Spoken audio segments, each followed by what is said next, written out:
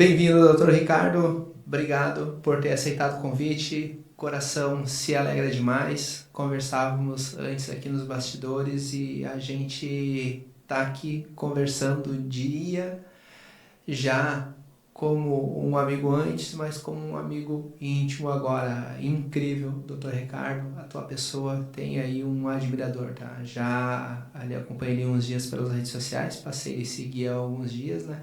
Mas hoje, conversando pessoalmente, a gente agradece a Deus por ter a oportunidade de conversar com alguém que nos inspira desde o momento que chegou aqui e tenho certeza, assim, continuará, né, uma amizade aí pro resto da vida. Obrigado por ter aceitado o convite, Dr. Ricardo.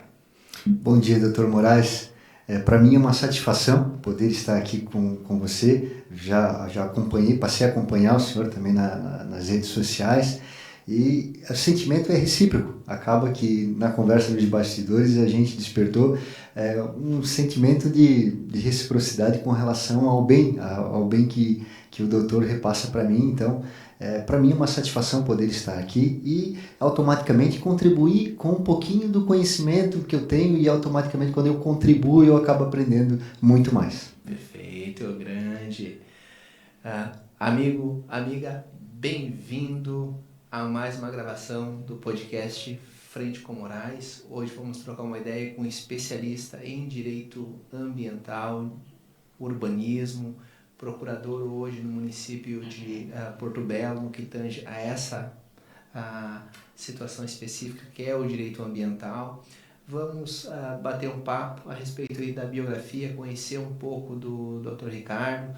Vamos também bater um papo aqui a respeito de algumas dúvidas frequentes a respeito desse tema que bem presente está a exemplo da seguinte indagação. Vem cá comigo, olha só. Seria possível ou não, com algumas mudanças legislativas do direito ambiental, se o teu imóvel era rural, passou a ser urbano, você começar a usar aquela área de APP? Olha que interessante. Um outro contexto, você foi multado em decorrência de uma possível infração. Qual o procedimento para você fazer defesa? É obrigatório você ter um advogado ou não? Vamos trazer a resposta para essas duas indagações e muito mais aqui na situação do nosso bate-papo. Então, vem com a gente, bora naquele pensamento do bem, de compartilhar conhecimento para evoluirmos juntos. Dr. Ricardo, reitero meu agradecimento por ter aceitado a aceitação do convite e vem aquela indagação clássica, né? Quem te leva aí sempre de encontro ao convidado para que o nosso espectador ele conheça aí um pouco da situação da tua história. E a gente sempre vai dar uma espiada, né? Logo que inicia ali um diálogo com alguém nas redes sociais. E eu fui dar uma espiada lá, né, Dr. Ricardo, e vi que tu tá palestrando, seguindo o caminho da docência. Cara, explica para nós aí qual que é a situação da tua proximidade, né, com essa parte de ser um palestrante e quando que isso se iniciou. Fiquei curioso e tenho certeza todo aquele que olha alguém e que tem aquela percepção, essa pessoa é uma palestrante, já pensa, opa, dá para aprender bastante com essa pessoa. Porque para ser um palestrante, tem que ter coragem. Tem que ter coragem, doutor. Meu respeito aí, para estar na frente de uma plateia. Ainda que sentado, às vezes, numa cadeira falando no microfone. Mas tem que vencer alguns medos. Conte um pouquinho para nós a respeito dessa história, doutor Ricardo. Pois então, doutor Moraes, a gente acaba, com o passar do tempo, se acostumando um pouquinho e aquele frio na barriga diminui. Mas é inevitável, né? Nas primeiras palestras ou até nas palestras atuais, sempre dá aquele frio na barriga, a gente fica um pouco nervoso, mas depois, com o passar do tempo, no decorrer da palestra, as coisas acabam fluindo. Essa atividade começou a surgir na minha vida por acaso, em decorrência do conhecimento da área ambiental. As pessoas do convívio da parte profissional de outros órgãos ambientais passaram a fazer convites. que algum tempo atrás eu não tinha em mente o quão era importante a gente fazer a divulgação nas redes sociais sobre essa palestra, que automaticamente traz novas palestras, né? Sim. E acabava que não fazia essa divulgação. Então, de um tempo para cá, eu comecei a divulgar ainda muito, né, sorrateiramente, né? Preciso melhorar bastante, mas surgiu do nada, doutor. Surgiu em razão dos convites, do convívio, em decorrência de uma especialização, de um curso de especialização que acabou sendo realizado, e lá acabou tendo contato com um professor, ou teve contato com um novo colega, e assim por diante começou a surgir os convites, e a gente acabou estando no caminho aí das palestras também, principalmente na área ambiental, né, doutor? Focado, né, nessa questão.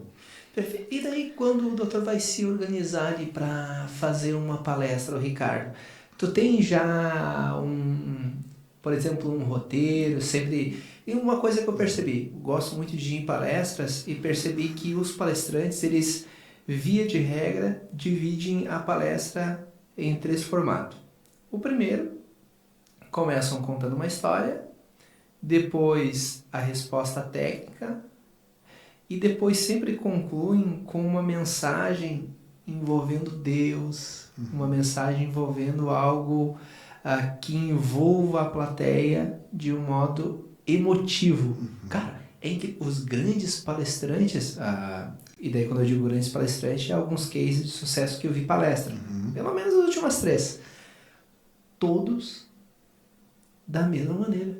Tu tem uma estratégia para fazer a palestra ou tu vai para disponibilizar o teu conhecimento e somente daí o teu conhecimento com base naquela estratégia, ou já tem algo bem desenhado?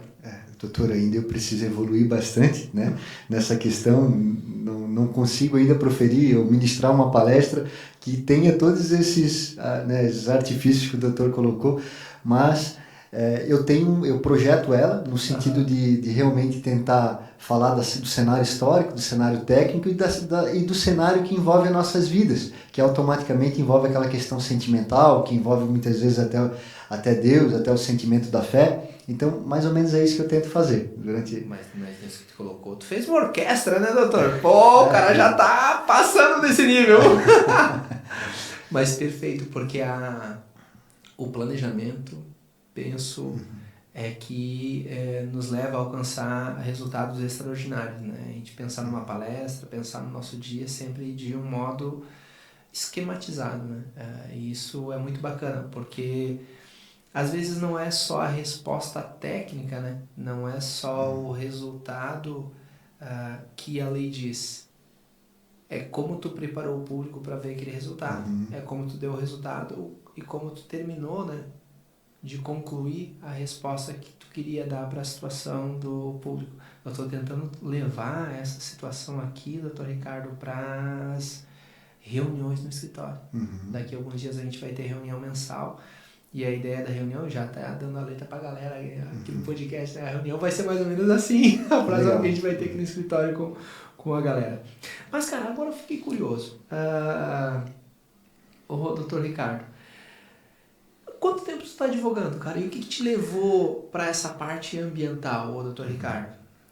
Bom, advogando, doutor Moraes, eu estou um pouco mais de uma década na atividade aí, ativamente, né? E acabou que despertou a vontade de advogar, dá para se dizer assim, em razão da influência que a minha mãe praticou desde pequeno. Então, não tinha outra escolha para mim a não ser a advocacia. Eu sempre quis isso desde a adolescência e assim por diante. No decorrer da advocacia nasce a vontade também da docência. Então, estou trilhando o caminho aí para realmente a gente conseguir arrumar tempo dentro do nosso cotidiano para conseguir dar aulas também em cursos ou talvez até na faculdade. Isso são algumas metas que eu tenho e certamente conseguirei chegar lá com hábito, disciplina, né? Mas enfim, doutor, no ano de 2018 eu fui convidado para assumir o cargo de procurador ambiental do órgão ambiental do município de Porto Belo. Eu já tinha um desejo pela questão ambiental e dali em diante começou a despertar ainda mais, né? Acabou que já são mais de 6 anos dentro do órgão ambiental e acaba que a gente flui no sentido de tentar cada vez melhorar mais, se especializar mais dentro da parte ambiental. Cara, bacana, bacana. E diferente do que muita gente pensa, né? O direito ambiental, ele tem uma importância gigantesca, né, doutor Ricardo? Porque, veja bem, às vezes o que precisa para que as coisas funcionem é alguém que tenha influência, esteja disponível o seu tempo para ir lá conversar realmente e fazer algo bacana. Porque, pelo que a gente percebe às vezes, o Ministério Público, a Procuradoria tem que querer. Sobretudo, quem tem que querer é a Procuradoria. Porque o Ministério Público, ele vai lá e inicia alguma situação. O ente privado vai lá e inicia alguma situação. Às vezes, a situação daquele processo ele fica aguardando lá algum tipo de contexto. E quem tem ali de alguma maneira um poder de decisão é quem representa o município na pessoa do procurador. E aí tu, doutor Ricardo, procuradores desse nosso Brasil, que tem o poder às vezes de transformar algo que está parado às vezes em dinheiro. Porque tem uma discussão lá de uma obra que está parada, cara, quantas centenas de empregos pode gerar para o município? O quanto pode gerar de caixa para o município? Que vai se reverter em imposto, em dinheiro gasto no comércio. Então, é uma diferença gigante que um procurador que tu pode fazer na vida de muita gente, na situação do município, no teu caso ali de Porto Belo, tá? A gente conversava antes nos bastidores e me alegrava muito o coração, né, ouvindo tu dizer, doutor, do quanto tu tem conseguido costurar acordos, né? E eu fico imaginando o impacto na vida das pessoas que tu tá causando. Hoje, alguém trabalhando na construção civil aí ganha uma média de 4, 5, 6 mil por mês. Tu imagina quantas famílias tu injetou esse 4, 5 mil por mês lá dentro. Cara, isso é uma maravilha. Cara, isso não tem como a gente não se motivar enquanto advogado, enquanto procurador do município, para cada vez dar o nosso melhor quando a gente pensa assim, né? Quando a gente pensa lá no final da cadeia. Claro, respeitando o devido processo legal, respeitando a situação da legislação, só que assim, não é a legislação ou o devido processo legal, é a vontade de ir lá e conversar. É essa a disposição que a gente sente no coração que tu tem e que falta em muita gente, doutor. Que falta em muita gente. Sim. Até se o doutor me permite eu viajar um pouquinho mais, né? Falando da parte do direito ambiental, propriamente ainda é muito novo ainda no Brasil a questão do direito ambiental. Se o doutor pegar a história do que teve no direito ambiental na década de 30, com a industrialização, a propriedade privada era ilimitada, né? Ninguém se podia falar em, eu tenho que deixar uma área de preservação permanente, não existia isso, né? A primeira área de preservação permanente foi existir lá no Código Florestal de 65. Mas como assim, é que era antes? Só fazia? Antes, o primeiro Código Florestal 34, ele tinha uma previsão da necessidade de proteger um pouco a vegetação para o próprio retorno de utilização da madeira, né? Mas não se pensava muito na preservação do meio ambiente, então não se tinha legislação. Mas por que então virou essa, assim, leigo, né? Eu, doutor Moraes aqui, direito previdenciarista trabalhista no coração. Porque o que a gente vê parece que protege tudo. Sim. Mas por que a mudança? Tipo, antes podia tudo, agora não pode nada. Na cabeça do leigo, né? Sim, não pode fazer nada, porra! Mas o doutor tá completo de razão. Essa conduta ela passou a ser gerenciada, a ser disseminada, dá para se dizer assim, a partir basicamente de 79, no encontro de Estocolmo ali, e aí o Brasil passou a ser signatário de algumas regras ambientais e desenvolveu a política nacional do meio ambiente a nível nacional, é claro, né, em 89, depois veio a Constituição Federal em 88, com os artigos 225, 23, que são artigos fundamentais para a questão ambiental, e dali em diante nasceu uma série de legislações. E aí eu chamo a atenção, doutor, porque nesse nascimento dessa série de legislações, o Poder Judiciário, ele acabou que muitas vezes tendo um posicionamento muito rigoroso e às vezes até extrapolando, às vezes deixando de lado outros direitos fundamentais que são garantidos pela Carta Magna também. Os princípios ambientais acabaram sendo superiores ao próprio princípio da dignidade da pessoa humana, doutor. Às vezes a pessoa que realmente não tem outra situação para morar, dá para se dizer assim, numa casa, e essa casa está dentro de uma APP e ela está numa situação caótica financeiramente, tem-se decisões judiciais que dizem o seguinte: olha, há necessidade de se retirar porque tem que se prevalecer o princípio da conservação ambiental, os princípios ambientais da precaução, o princípio da proteção, do retrocesso ambiental. Todos esses princípios acabam sendo, nesse caso, superiores ao princípio da dignidade da pessoa humana, que não tem outro lugar para morar, né? Esse é um exemplo que eu cito, sabe, doutor?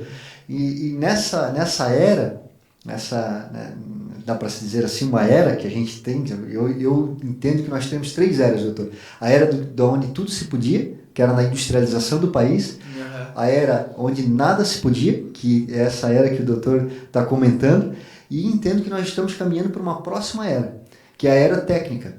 A era onde a gente começa a verificar quais são as condutas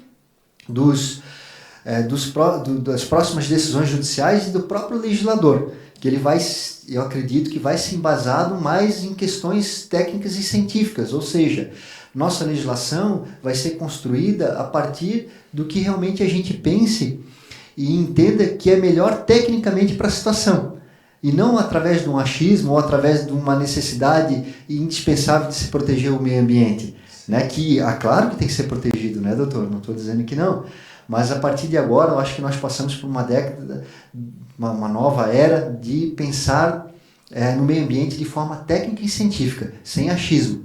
Acredito isso. Não sei se estou totalmente correto, mas em razão do que eu vi ao longo da história, do que eu pude estudar e vendo o que nós temos pela frente, acredito que esse será um novo caminho. Eu chamo também a atenção, doutor, que no ano 2000, 2002, 2003, talvez até eu e o doutor estávamos saindo do colegial, né? E não estávamos ainda entrando na faculdade. Nessa era difícil nessa época era difícil nós ouvirmos falar de biólogo, de um geólogo. A gente quase não ouvia falar sobre isso. Era no máximo um professor que era um biólogo, alguma coisa assim. Hoje é comum no município você encontrar um escritório de consultoria ambiental, um geólogo, biólogo, oceanógrafo e várias outras profissões que são profissões técnicas e científicas, que acredito então que a legislação vai ser mais embasada em dados técnicos e científicos e também como as decisões judiciais. Mas só um aparato aqui que eu fiz assim. Mas partilho do teu entendimento de uma maneira aí não tirar vírgulas do teu discurso, porque tem que ser avaliado de uma maneira técnica, tem que ter um técnico para avaliar, e conjuntamente do lado dele vai ter um empresário, para que a gente tenha uma resposta técnica, sim, de um especialista a respeito dos impactos que vai ter, ou uma resposta técnica no sentido de que não vai ter impacto, para conciliar esses dados com o que o Estado precisa. Um empresário para investir dinheiro, fazer alguma coisa lá para todo mundo ganhar. O empresário quer ganhar dinheiro investindo a grana com nenhum impacto ou mitigando o máximo dos impactos. E o Estado daí, ele ter isso que precisa, que é o dinheiro também para se manter, né? Porque tu veja que a gente quer fazer a situação de uma obra. Chamamos um técnico, verificamos os impactos ambientais, o empresário vem, investe a grana e tudo certo. Mas tem que ter o cara que entende da parada, né? Uhum. Tem que ter o técnico para ter essa resposta precisa, e isso é possível. Antigamente não tínhamos aí até poderíamos ter, mas hoje há um custo menor, temos mais tecnologia, hoje as possibilidades elas estão mais acentuadas e eu acho que em decorrência disso a gente vai evoluir e vai evoluir, olha, há alguns anos em cada ano que se está por ver. Graças à situação cada vez mais desse olhar técnico, Dr. Ricardo, que te colocou com maestria. Tá? Penso, a gente está caminhando para um momento de investimentos que talvez eu esteja sendo otimista agora, mas para ser um dos países aí que vai se destacar no cenário mundial, tá? Mundial. Não tenho dúvidas disso, doutor. E um país diferenciado, porque além do desenvolvimento econômico que está tendo e vai ter ainda pela frente, vai ter a parte da preservação ambiental que está sendo garantida, que não se tem na Europa, né? Que talvez os próprios Estados Unidos também, que não é uma potência econômica, não tem o pensamento que nós temos. Então, hoje, eu me sinto muito feliz, muito confortável de falar em desenvolvimento, porque o Brasil pensa também na preservação. Mas por exemplo, quando a gente pensa em legislação, a Câmara dos Vereadores agora ele vai fazer a legislação e tu ali enquanto procurador tem ali a influência. Nós, nos municípios, ainda se tem muito o pensamento da legislação que vem de fora como espelho para fazer aqui, ou ainda é um pensamento mais pessoal, levando em consideração essa situação que acontece aqui? Porque quando a gente pensa em legislação federal, cara, é normal se espelhar numa legislação de um outro país. Tu percebe essa preocupação no legislativo também aqui em Porto Belo, nesse sentido de vamos ver o que está dando certo na Europa, vamos ver o que está dando certo em outros países para fazer algo que já deu certo em outros lugares, ou esse diálogo ele é mais particular mesmo, né? Aqui. Sim, doutor. Não, eu percebo que acaba que essas situações que deram certo, principalmente em outros países que pensam muito na questão ambiental e aliada ao desenvolvimento, vem sendo replicada no Brasil e automaticamente pelos estados e pelos próprios municípios. E às vezes até o município acaba copiando alguma situação de outro município. Isso ocorre no nosso. Às vezes eu recebo alguma ligação do município vizinho perguntando como que nós fizemos determinada situação. E fico super feliz, porque é nesse momento que a gente vê que está podendo contribuir com alguma coisa para a nossa cidade, né? E automaticamente essa troca de conhecimento, essa troca de informações que nos engrandece, né, doutor? Sim, e até porque, cara, não precisa inventar a roda, meu.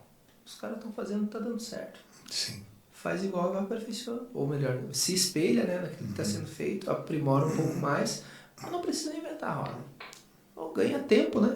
Sim, eu cito um exemplo, doutor, que nós fizemos, que não foi feito, não foi idealizado, esse caso não foi idealizado por mim, eu não posso ter mérito com relação a alguma coisa que não fui eu que iniciei, né? Sim. Mas atrás iniciou-se uma legislação no município no sentido da preocupação com a morraria do município. Porque ele está com a morraria, com os morros do município. Porque nessa morraria estão as nascentes, estão vasta biodiversidade, né, a fauna, o manancial de água que vai abastecer o próprio município, que vai fazer muitas coisas que nós somos dependentes desse recurso natural. Então a morraria é necessário que você tenha um olhar diferenciado. Mas o que acontece, doutor? Quando você chega e você olha para a morraria do Rio de Janeiro, de São Paulo, da nossa própria capital, Florianópolis, você percebe que alguma coisa está errada. Porque ela está totalmente ocupada.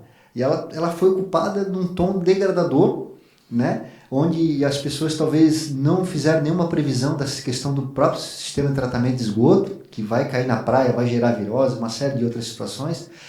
E então, talvez essa morraria lá, anos atrás, ela tinha uma legislação que dizia o seguinte: olha, não é possível ocupar. Ela tem certeza que a maioria dos municípios tem uma legislação no sentido que diga: olha, não é possível ocupar porque é morro. Automaticamente tem muitas previsões na própria legislação que impede isso, legislação federal, estadual. Sim. E o que acaba sendo de ninguém é de todo mundo. né? Quando o poder público não está presente, quando as pessoas não estão presentes ajudando a cuidar, acaba ocorrendo invasões, o município acaba se desenvolvendo no plano de forma correta e as pessoas vêm para trabalhar e precisam ter local para morar e essas pessoas se estabelecem nesses locais mais vulneráveis ambientalmente. E o poder público não tem condições de fazer a fiscalização que é necessária. Então lá atrás se pensou o seguinte, olha, a morraria do município de Porto Belo tem que ser preservada. Então nós vamos fazer um zoneamento diferente. Foi feito acima da cota 50, um zoneamento que a gente fala lá, que é a MUPA. Então, acima da cota 50 não é permitido fazer nada, doutor. Ela é restrito, mas o doutor vai me dizer assim, não, mas tu está indo no mesmo caminho? Não, vou só explicar a situação. Então, quando nós dissemos que não era possível fazer nada, a gente disse o seguinte, exceto se o proprietário criar uma reserva. Então, o proprietário ele vai lá, ele cria uma RPPN, que é uma reserva particular, e ele vai ter um índice construtivo liberado para ele. Ou seja, às vezes ele tem 70 mil metros quadrados lá de área, no morro inteiro.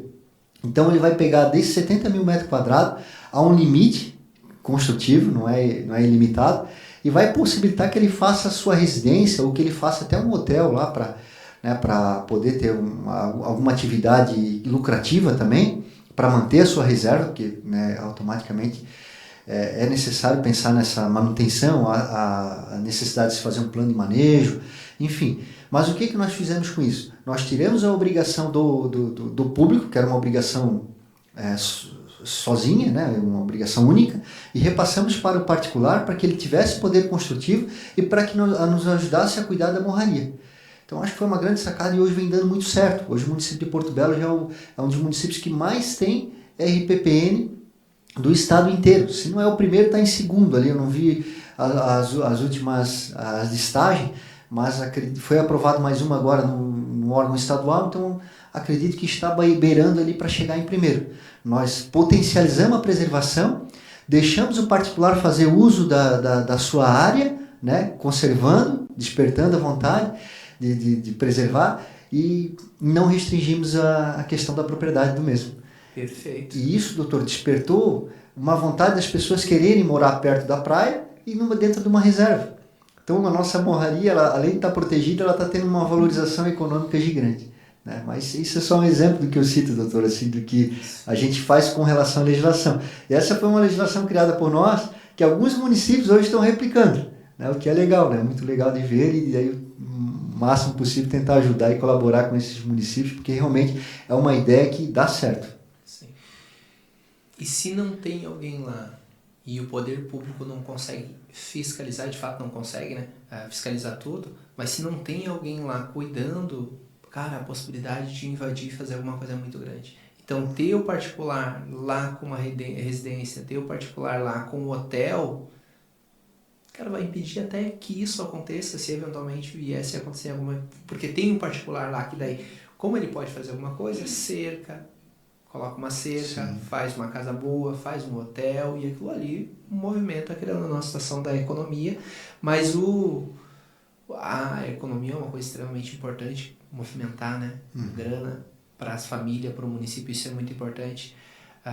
Mas o mais bacana é impedir, e o efeito, né, é impedir que ocorra qualquer tipo de invasão, porque o particular está lá cuidando. Isso. Porque muito morro em Floripa e muita morraria em São Paulo tinha um proprietário.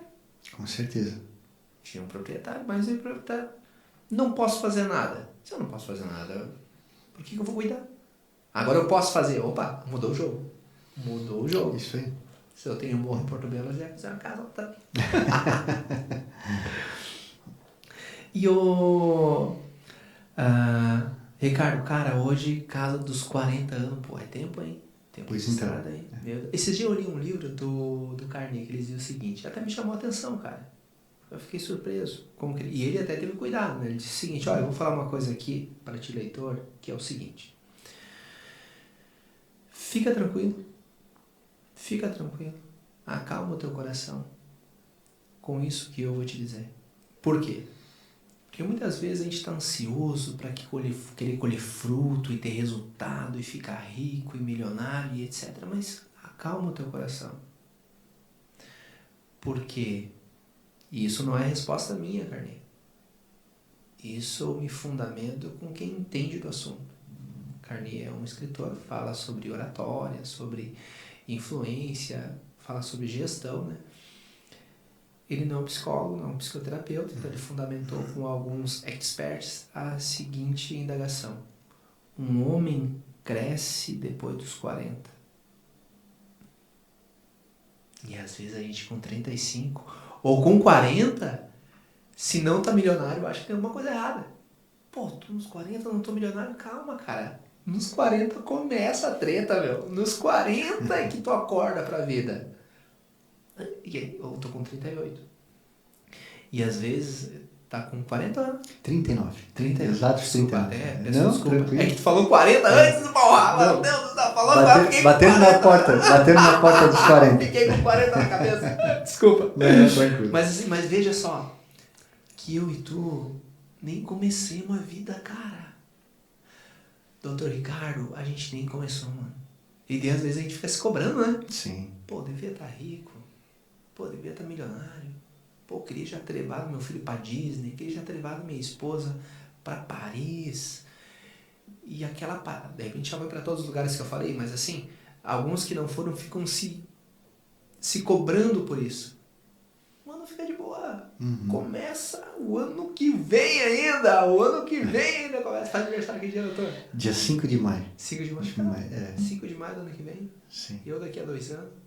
Claro que isso não é um discurso para que a gente fique desalinhado com os planos que a gente tem e que a gente comece a levantar mais tarde e que a gente deixe de ficar aí com o compromisso de levantar cedo para ir trabalhar. Não é esse o meu discurso. Mas para a gente entender que realmente o 40 anos é um divisor de águas, né? Até ali a gente está errando um pouco, está aprendendo, e daí ali, quando passar dos 40, realmente a coisa, daí o bicho pega. A gente alinha bem, bota uma primeira e terceira e quarta e... Doutor, nós vamos viver provavelmente até os 80, pelo menos pretendo eu. Então nós temos mais 40 anos de vida, está só iniciando. Metade. Iniciando com a sabedoria e com uma bagagem do que nós tivemos a todos esses 40 anos de vida, né? Então... Doutor Ricardo, se me permite uma pergunta, cara. Isso é um desafio para todos nós, operadores do direito. Qual foi o teu grande desafio lá há 10 anos atrás, quando tu começou na advocacia, doutor Ricardo? Se puder compartilhar com a gente, porque esse é pancada pra gente no início, né? Qual foi sem dúvidas, doutor, foi superar os medos. Né? Os medos. O medo de errar, principalmente. É sempre muito perfeccionista na busca da solução dos problemas da medida exata. Sim. E quando você vai as primeiras vezes para uma audiência, você está enrustido do medo de cometer algum erro, de levar o processo a alguma perda, enfim. Então, esse foi o grande obstáculo que eu tive que vencer. Com o passar do tempo, eu comecei a identificar que quanto mais medo eu tinha, mais erro eu cometia. Então, e automaticamente eu tinha medo de cometer erro e era um vício constante. Então, para que eu não tivesse medo, eu não poderia me preocupar com a questão do erro propriamente, né? E mudar essa minha mentalidade, mudar essa minha forma de agir, esse meu inconsciente. E graças a Deus hoje eu me sinto muito bem numa audiência, numa palestra, como o doutor comentou, ainda dá aquele frio no início, mas depois a gente consegue superar e vai adiante. Sim. Tem um palestrante do Rio Grande do Sul que eu gosto muito, que é o Eduardo Teva, que ele usa a seguinte frase: o medo, ele não te mata. Fica tranquilo. Ele não tem como te fazer mal algum.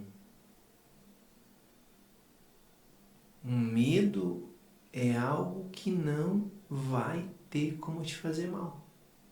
Já em detrimento outras coisas podem te fazer mal, sim.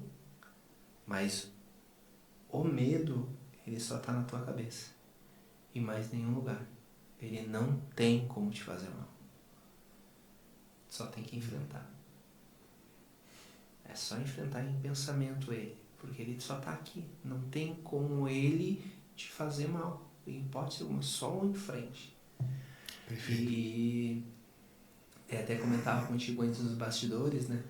Muito dos medos que tinha, o que fiz foi usando desses termos do Eduardo Teva, foi enfrentar. Porque não tem como ele me fazer mal. Não tem como fazer mal pra ninguém, cara. É só algo que tá dentro da cabeça da gente. Sim. Enfrentar o medo. Porque não tem como ele te fazer mal, a não ser que tu me deixe. Daí se a gente deixar, daí ele pode ser devastador, né? Pode impedir a gente de fazer um monte de coisas, né? E daí tem que enfrentar ele para seguir e seguir, vencer. E tenho certeza que isso é possível para todos nós. Doutor Ricardo, cara, vamos começar aí num momento bacana aqui, se me permite aqui, pegar aqui e te chamar agora mais para perto, meu amigo, minha amiga. Conhecemos até agora, a gente bateu um papo aqui a respeito da biografia do Dr. Ricardo. Aí soubemos aí que por grande influência aí se tornou advogado em razão aí da influência da mãe, trabalha lá na situação do município de Porto Belo, atuante aí como advogado, especialista, né, em direito ambiental, né, também muito participativo na área do direito urbanístico, né, então uma área bem ampla, sobretudo ali a questão envolvendo o direito ambiental, que é aquele que a gente vai adentrar agora, respondendo alguns mitos, algumas verdades, trabalhando aqui a questão do nosso diálogo a respeito de temas que tenho certeza absoluta podem influenciar a tua vida e influenciam a minha vida. O direito ambiental é um direito contemporâneo que está batendo na nossa porta agora e que pode fazer uma grande diferença na tua vida, esse conhecimento que a partir de agora a gente vai entrar no mérito. Então se veio até aqui ou está aqui agora, aumenta um pouquinho o volume, fica de olho, que agora é a hora de ganhar dinheiro. Vamos lá? Doutor Ricardo, vamos lá. Primeira perguntinha aí, cara. Pô, isso aqui, eu te confesso, já fizeram pra mim, tá? E eu disse, não sei. Eu encaminhei, acho que foi pra doutora Dani, advogada, sim. A esposa do doutor Moura, não sei se resolveu. Até há alguns anos atrás a gente passou por vários momentos aqui no escritório. Agora a gente está num que deu muito certo. Antigamente a gente mandava cliente para um advogado, o advogado mandava para nós, a gente fazia meio a meio. Daí depois mandava cliente, cobrava 40%, mas ajudava. Daí depois pagava 20% e daí se ajudava.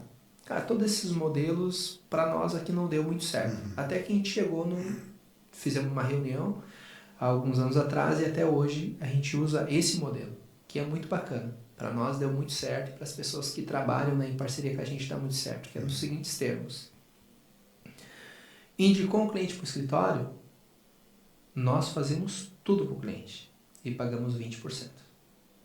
Então, o doutora Dani, por exemplo, a doutora Dani, esposa lá do doutor Moura, ela tem um cliente trabalhista, ela manda o cliente trabalhista para nós e nós fazemos tudo com o cliente trabalhista, atendimento no escritório, contato com ele, e ela não faz nada, nós abraçamos toda a responsabilidade, inclusive o atendimento, e a gente paga 20% para ela.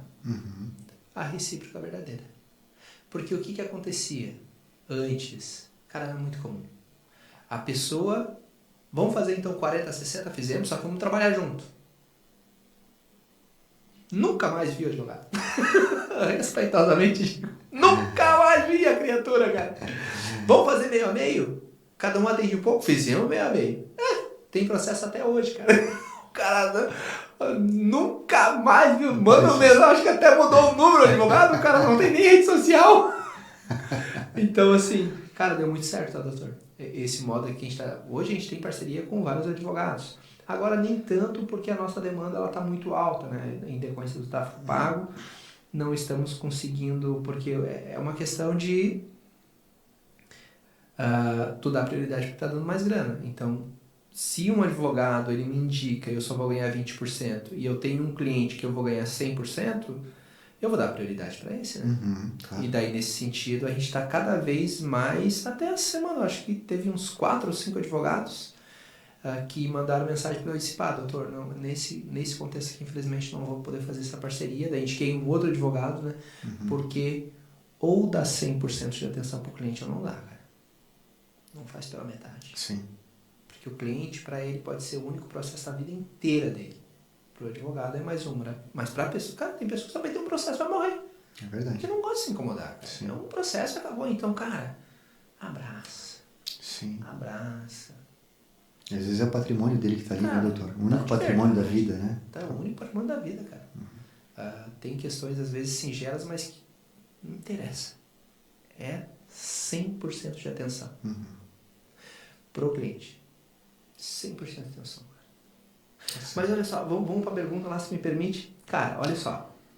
Pergunta lá que foi feita para mim, direcionei lá para a situação da Dani, não me recordo da resposta, mas no seguinte sentido, e isso muito comum, porque está crescendo muito rápido, né, cara? A região da praia que é loucura, né, doutor Ricardo? O João lá, então, tem uma casa lá em Porto Belo, área rural. Veio, leu orgânica ali do município, né, etc. Virou área urbana, deixou de ser rural. Antes, quando era área urbana, era área rural. Antes, como era área rural, tinha uma área de PP gigante. Passou a ser área urbana agora pela lei orgânica. Posso transformar essa APP numa área que dê para utilizar?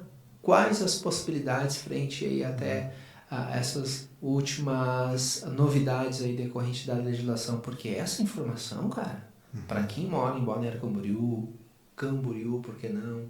Porto Belo, cara, essa informação vale ouro. Sim. Porque um terreno é cifra de milhões, começa ali, né? Sim, doutor. O que acontece? Teve uma alteração no Código Florestal, em razão da Lei 12.285, que inclusive teve participação do Peninha, que era deputado federal na época e residia no município de Porto Belo. Então, essa legislação alterou o artigo 4 do Código Florestal e criou o parágrafo 10, que diz o seguinte, que o município vai poder fazer a legislação nas áreas urbanas consolidadas, possibilitando uma redução um pouco menor do que está previsto nos demais dispositivos do Código Florestal. Então, o recuo menor hoje que tem no Código Florestal é 30 metros, né, da calha do curso d'água. E aí, às vezes, a gente se deparava com uma situação de uma área urbana inchada, extremamente consolidada há décadas, porque os municípios acabam se desenvolvendo, né, perto dos cursos d'água, perto do rio, né? E essas áreas ela tinham um recuo de 30 metros. E não era compatível com a situação. Ou seja, você tinha uma legislação que não era aplicada. Então, muitas vezes essas casas estão lá desde a década de 40, 70, 80, antes até das alterações do Código Florestal, e elas sequer podiam ser regularizadas. O imóvel não podia ser utilizado. Você não poderia derrubar a edificação e verticalizar, construir um edifício. E é uma área já extremamente consolidada. Então, com essa alteração, possibilitou que o município, mediante um estudo, o município tem que fazer um estudo, né, do seu curso d'água, da sua bacia, da sua redondeza, identificar que não existe risco, que é o principal fator, ao meu ponto de vista, né? Ou seja, não podemos também pensar que a gente vai tirar uma casa, vai colocar um prédio, alguma coisa nesse sentido, um edifício, né? E aquele curso d'água inundar a todo instante, então não pode ter risco de inundação. Então o risco tem que ser mitigado pelo município, o município tem que cessar esse risco.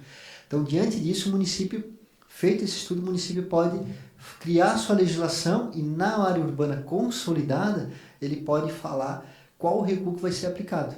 Então nós fomos o primeiro município, inclusive a nível Brasil, a fazer essa legislação. Eu desconheço de ter algum município que fez antes de nós. Então, nós fomos o primeiro, pelo que eu pesquisei, a realizar isso e possibilitamos lá uma redução até de 15 metros dentro do bairro Balneário Periquê, que é um dos bairros mais movimentados do município de Porto Belo, que tinha vasta edificação que nós não achávamos problema para aquilo ali. Então, essa foi uma solução. Agora, então, o recuo diminuiu para 15 e todas aquelas casas que antes não podiam ser regularizadas ou que não podiam ser... E na prática as pessoas acabavam usando o imóvel, hoje elas vão poder ter um uso regulamentado junto ao registro de imóveis, vão poder fazer algum tipo de permuta para se ter uma edificação. Então, que bacana, porque daí é bem comum, até aqui em São João, a gente ter áreas que são do município, estado, União. Até uma perguntinha curiosa aqui que me veio na cabeça. Tem uma área ali que é do município. Em tese não é passível de uso capião, né? não, quando a área é pública não é passível de uso capião, doutor. Daí não tem nenhuma possibilidade disso acontecer. Teria, olha, uma possibilidade, doutora, bem estudada, assim, né? Salvo engano, também não quero mais disso, é aplicar uma REURB. E é REURB? A REURB é aquela regularização fundiária. Ah, sim. Mas teria que ser analisado alguns aspectos, por exemplo, se é uma área verde do município. E isso não pode ser por iniciativa privada, por exemplo, eu, João, quero entrar com uso capião de um imóvel específico. Isso não é REURB. Não é REURB. Teria que ser todo aglomerado. E muitas vezes até desenvolvido pelo próprio município. Então, naquela área que já está toda ocupada, que é do município, e se nós encaixarmos uma REURB-S, que é uma REURB social, que é para pessoas de baixa renda, aí poderíamos achar uma saída e regulamentar essas pessoas. Uma REURB-E, por exemplo, que daí pessoas já com uma renda um pouco mais elevada, que tem condições de pagar, né, tem uma situação financeira melhor, nesses casos, daí essas pessoas teriam que compensar essa área em outro lugar. Isso é direito ambiental? Isso é um pouco mais urbanístico, né? Mais urbanístico, ali, mais imobiliário também.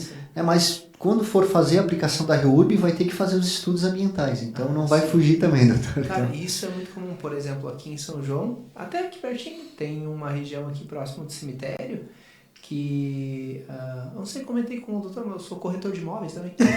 Quer dizer, tenho crescido, mas não atuo como corretor, mas gosto de comprar e vender alguns imóveis, daí para não ter nenhum tipo de embaraço, eu fui lá fazendo crescer.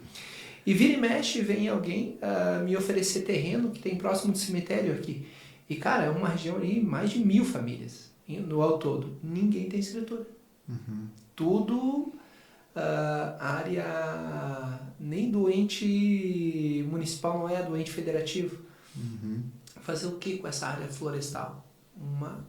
A REURB, poderia se pensar nisso daí. Para regularizar tudo. Isso. E tu pensa em 1.000 famílias, cara. Sim. É gente que não se acaba mais ali, tudo com imóvel irregular sem estrutura pública. Realocar essas pessoas talvez seja impossível, doutor. Não, é impossível. E daí cresceu de uma maneira um pouco desorganizada, né? Casas uma bem colada na outra, etc. Mas impossível, diria eu que de repente é uma palavra um pouco apressada da gente dizer, mas é mais fácil deixar como está, porque já está lá mais de 20, 30 anos.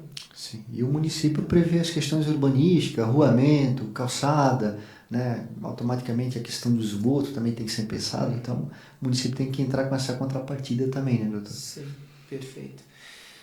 Cara, mas bacana essa possibilidade, porque permite, né, que realmente se consiga documentar. Porque se não tem um documento bacana, não tem como... O investidor não vai comprar. Sim. Por exemplo, já veio várias... Até ontem estava um corretor de imóveis aqui no escritório, João Espínola, o nome dele, veio me oferecer a situação de um terreno aqui nessa rua, na rua do escritório, aqui um terreno de 300 metros quadrados, por 235 mil.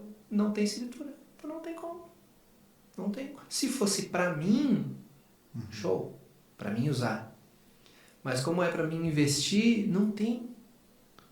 Então, permitir, de algum modo, regularizar a situação do bem, quando está próximo de um rio, de um riacho, de uma nascente, levando em consideração esse contexto de uma legislação do município contemporânea, cara, vai fazer girar, né?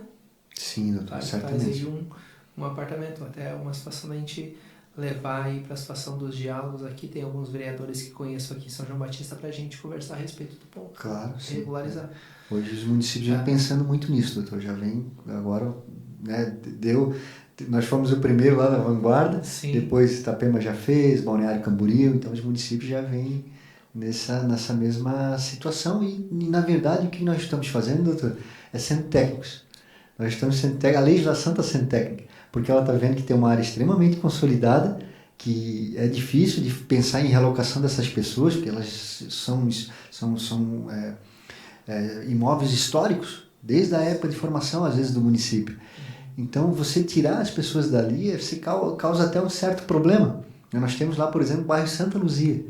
É formado desde a década de 40. As peixarias E as edificações, elas estão a 5 metros do curso d'água. E é muita edificação, doutor, é muita, 300 edificações, então não tem como ser retirado. Então nós temos que pensar numa regularização e automaticamente a legislação permitiu que a gente pudesse, nesse caso, fazer uma redução desde que mitigue o risco, né? Para também não regularizar as pessoas permanecerem embaixo d'água, né? Isso, e também não permitir que... foi muito feliz no teu diálogo antes, né? Permite também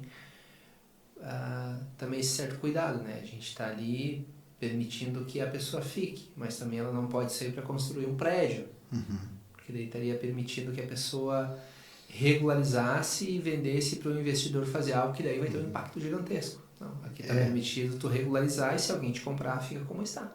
Doutor, nesses casos até é possível. Então, nesse caso, quando a gente consegue flexibilizar e mitigar o risco, daí tu já tem que fazer a previsão, inclusive, da possibilidade de verticalização. Sim. Então, ainda você pode vender e construir um prédio. Nesse caso, ainda é possível. Mas é um contexto muito grande que tem que ser analisado na construção da legislação e ela é com base técnica. A legislação ela não é da minha vontade ou da vontade do doutor. Não é 20 andares, é quanto permite o estudo que foi realizado, né, que vai alterar a legislação. Então, esse estudo vai nos dizer, olha, aqui realmente você vai poder verticalizar, aqui realmente não vai ter problema mais de alagamento, de inundação. Então, essa legislação, eu penso, doutor, sou muito defensor dela, ela veio realmente para consertar esses problemas que os municípios, ao longo dos anos, desenvolveram com sua própria história, né? Isso é o bacana da gente ser advogado e ter essa humildade, né? De entender que, cara, tem que ter a lei. Porque o operador do direito, quando começa lá na faculdade, bem lá no início, ele tem uma ideia mais romântica, né? Que o direito, ele, entre aspas, é o justo. O direito, ele é... A gente vai encontrar a justiça. Não, cara, é uma questão técnica. A lei, ela não deixa dúvida. É 15 metros do rio, é no máximo 3 andares, e tem aqui quantos metros quadrados pode ter, ponto. Tipo, é tudo redondinho. Mas esse é o operador do direito depois de alguns anos. Porque o operador de direito no início, o direito, a livre iniciativa, vamos fazer, vamos acontecer, minha liberdade, etc, etc. E é legal a gente ir se formar, passar por essa situação de processo de amadurecimento e ter essa clareza, né? Que tu coloca agora. E que agora nós conversando parece algo tão simples, doutor Ricardo, isso que eu estou dizendo, algo tão simples, mas que para mim entender isso, eu tive que me formar de uns 2 anos. Olha só, então quer dizer que faz pouco tempo até que eu entendi bem isso. De que o direito, ele é muito técnico. O direito, ele não é a gente encontrar a justiça do jeito que a gente quer, não. Sim, é muito boa. É lei, cara. É muito boa essa colocação, doutor. Porque com o passar do tempo, o que eu comecei a entender quando a gente vai litigar no judicial, por exemplo, né? Quando a gente vai para o cotidiano, que a gente pode dizer assim, brigar, né, no judicial. A gente, na parte ambiental, eu vejo que quanto menos você fazer teses, e aí eu falo como até para quem nos assiste na condição de advogado, quanto menos você fizer tese infundada, melhor. Cara, chegou a me dar um arrepio, Porque eu uso nos discursos, não vamos... Cara, a gente não tá aqui para criar tese, cara. Sim. Não tá, cara. Tora o pau no que é possível. O que é possível. Deixa pros filósofos isso aí. Isso, porque quando você cria uma coisa que não é aplicável, você perde a credibilidade, às vezes com o juiz, às vezes com o Ministério Público. Então, doutor, eu evito qualquer tipo de tese que eu não acredite, né, e que eu não veja que tem possibilidade de ser aplicada. Então, isso eu passei ao longo do tempo a aprender e aplicar isso no cotidiano da advocacia. Mas demora, né? Demora um pouquinho. Eu levei uns 2 anos pra entender essa parada depois que comecei a advogar, cara. Tu imagina o quanto eu incomodei. Tu imagina o quanto eu 2 anos incomodando com tese. Sim. Falando por vezes coisas infundadas. Sim. Só Deus na causa. Mas que bom que a gente cresce, né? Doutor, me diz uma coisa, olha só. Se tu puder nos auxiliar aqui com relação a esse contexto aqui, que aqui é muito bacana, né? A gente ter esse caminho, né? Esse caminho das pedras, até poderia dizer. Como que eu me oriento, como que eu descubro ali se eu preciso ou não de uma licença ambiental no contexto da casa que eu vou fazer, o terreno que eu vou comprar, porque é bonito tu saber que precisa contratar um engenheiro, saber que tu tem que contratar um advogado, tu tem que fazer um processo administrativo, isso é muito bonito. Mas no fight do dia a dia, compra o tijolo e taca-lhe o pau. Sim. Então, doutor, o que acontece? Quando você vai falar em licenciamento ambiental, você tem que pensar no impacto que a atividade vai gerar para toda a sociedade, para o nosso meio. Se essa atividade vai gerar um impacto, ela está listada numa resolução que foi realizada pelo Estado de Santa Catarina. Então, nós temos que consultar essa legislação. No Estado de Santa Catarina, nós temos nosso Código Ambiental, que ele regulamenta as atividades que são consideradas de impacto. E ele regulamentou através, até umas 2 semanas atrás, nós tínhamos a resolução 98 e 99. E agora tivemos uma alteração e passou a ser a resolução 250 e 251, que são resoluções formadas pelo Conselho Estadual do Meio Ambiente. Então, nessas resoluções vai estar estipulada, quando eu quero montar uma empresa. Essa empresa vai ser uma empresa de calçado, por exemplo, né? Ela vai fabricar calçados. Então eu vou verificar na resolução 250 se ela está listada lá, qual os portes, qual o tipo de estudo que eu vou ter que apresentar e, né, se eu posso apresentar para o órgão municipal ou tem que ser para o órgão estadual. Então ainda tem essa questão.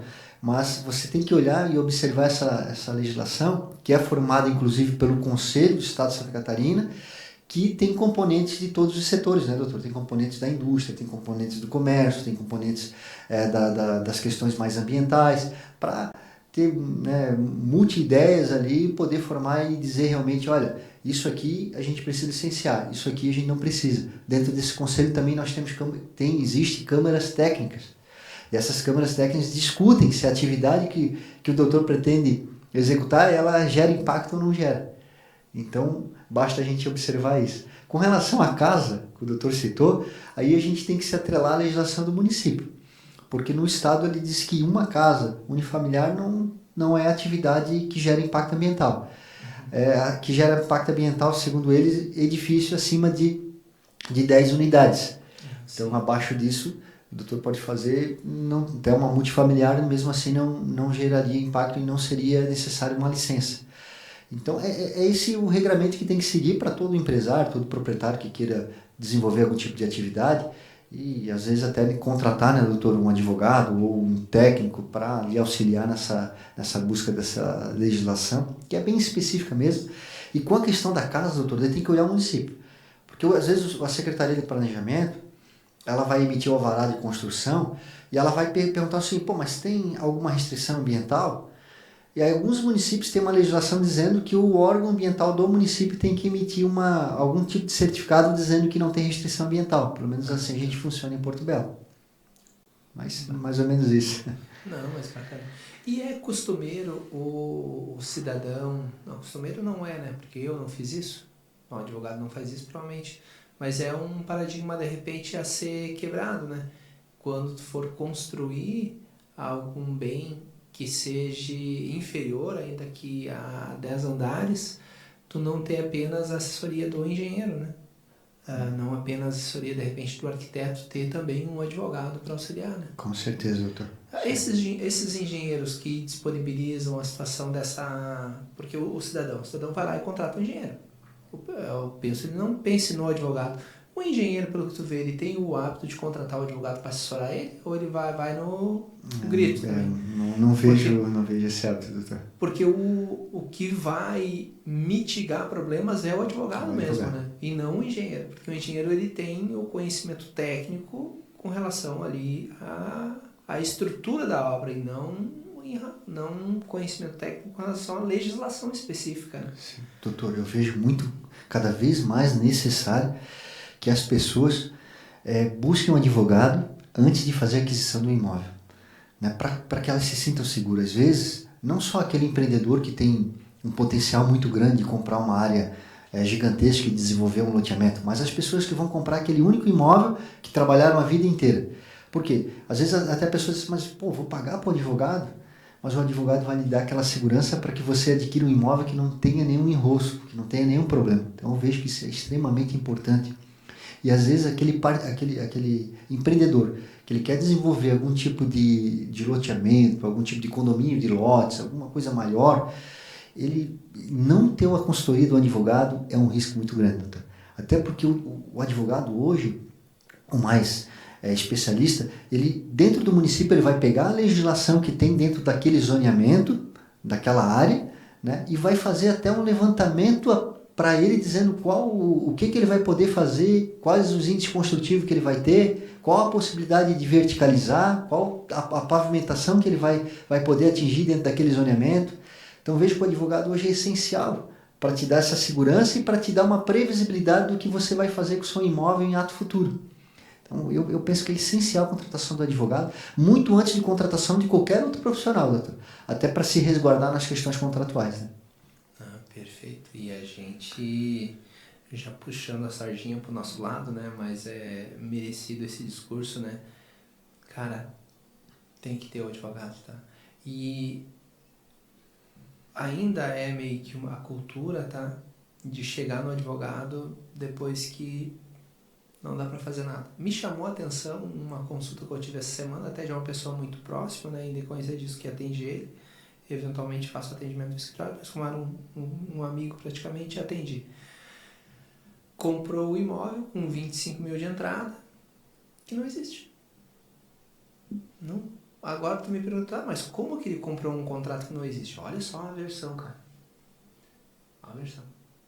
Mas, doutor Moraes, eu fiz o contrato e fui lá no cartório. Como o cartório autorizou eu assinar em cartório e a pessoa assinar um imóvel que não existe?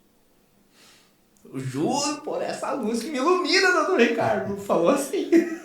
Como o cartório me autorizou a registrar a assinatura de um imóvel que não existe?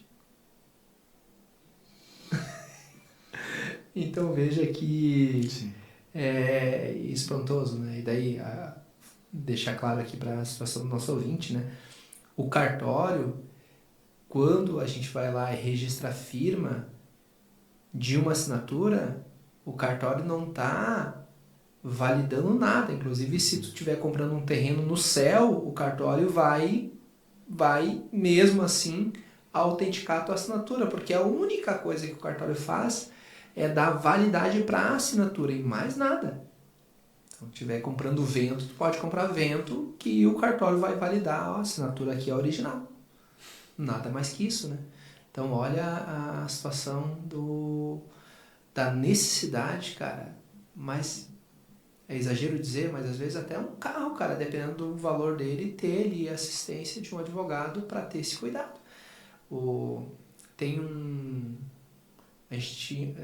agora a gente fechou, mas nós tínhamos um departamento de direito civil no escritório atrelado ao direito imobiliário, só que aquela soma, né?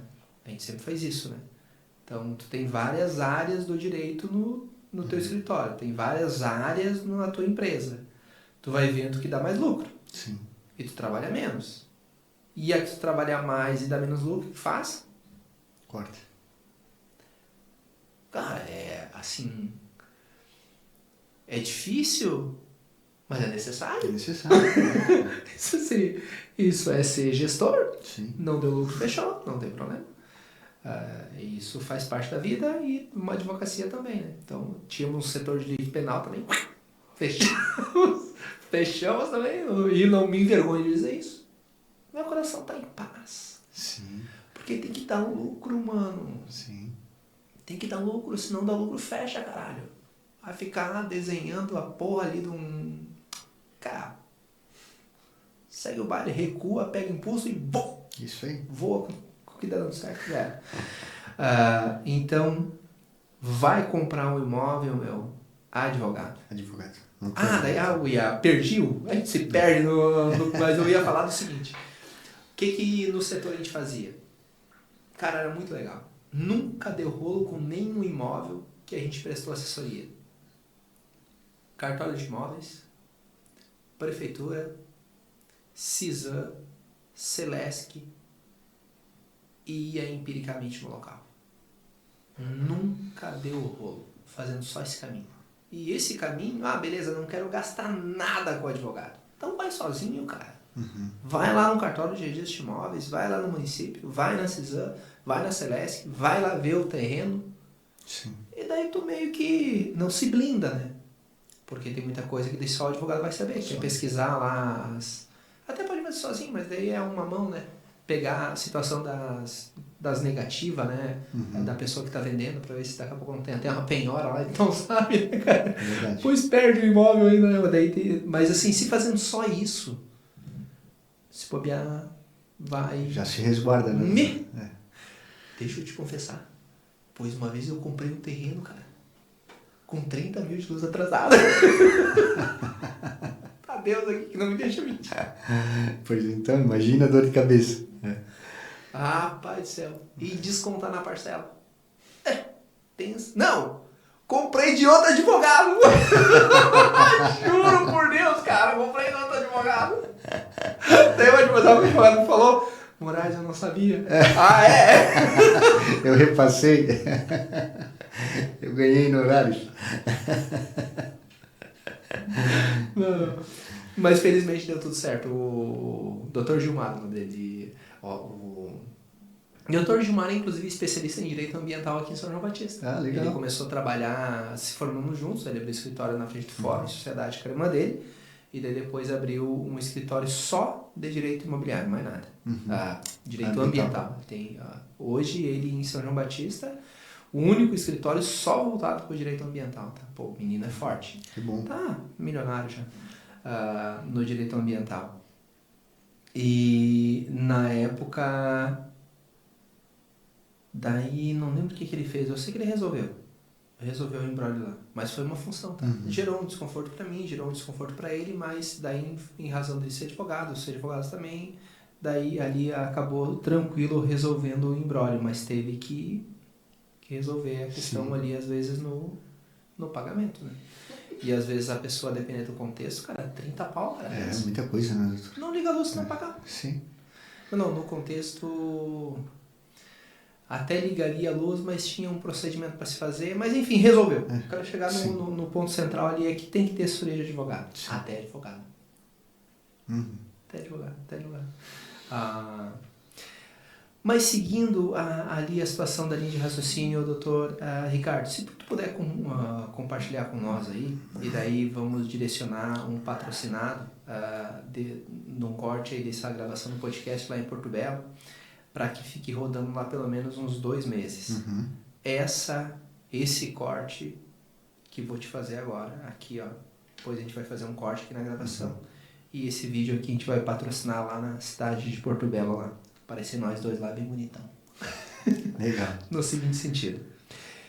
Doutor Ricardo, como que funciona o órgão ambiental ali de Porto Belo para a gente ir lá e se precisar pegar uma licença? Se puder aí de uma maneira aí didática colocar para nós, tem maestria, né, professor, palestrante, para nos colocar para nós como cidadão, né, ele faz o procedimento, como o advogado faz o procedimento para conseguir lá, como funciona o órgão lá ambiental de Portugal. Então, doutor, ótima pergunta, sim, que daí a gente tem a oportunidade de explicar para as pessoas também, né, quando precisam do serviço. O órgão ambiental do município de Porto Belo, hoje ele está dentro do Parque da Lagoa Natural do Perequê, que fica inclusive dentro do próprio bairro do Perequê, né? E lá, nós além da sede do órgão ambiental, também tem a sede da educação ambiental, tem a sede do centro de eventos, tem uma outra sede que é destinada para cafeteria, enfim, temos todo esse aparato dentro do nosso parque, que fica no miolo do bairro Perequê. Então, o órgão ambiental lá, que a gente costuma falar, é a FAMAP, né? E a FAMAP lá, ela tem o setor administrativo que eu estou incluso nele, né? E envolve toda a parte contábil, a parte de gerenciamento do órgão ambiental. Tem o setor da educação ambiental, que é extremamente importante. A gente recebe constantemente crianças advindas das escolas, escola pública, escola privada. Nós temos a diretora de educação ambiental, que é a Dani, que é uma pessoa fantástica. Além de receber as crianças, ela faz visitação nas escolas também. Ela faz um trabalho fantástico, assim, para tentar fazer e despertar nas crianças e automaticamente dentro da casa das crianças a vontade de pensar no meio ambiente, de tentar pensar um pouquinho na necessidade de se preservar, na necessidade de vincular o desenvolvimento com a preservação, enfim.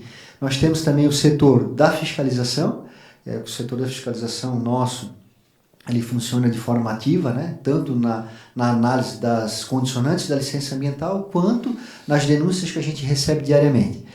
E temos o setor da licença ambiental. Aí o setor da licença ambiental é o setor que avalia a possibilidade de emitir determinada autorização para que o empresário possa operar com uma atividade que está elencada lá naquela resolução da 250 que eu falei para o doutor anteriormente, que diz que aquela atividade precisa de licença. Então, basicamente, o órgão ambiental ele é formado dessa maneira, né? E hoje nós temos um órgão ambiental a nível 3, doutor. Então, aí o doutor vai dizer, mas o que é isso, nível 3?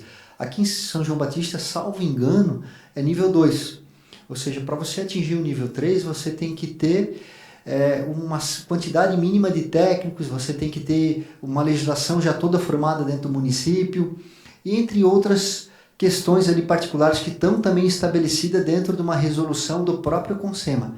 Então, você atingiu aquelas exigências, você pode licenciar nível 3. O que é nível 3? Licenciar portes de empresas maiores.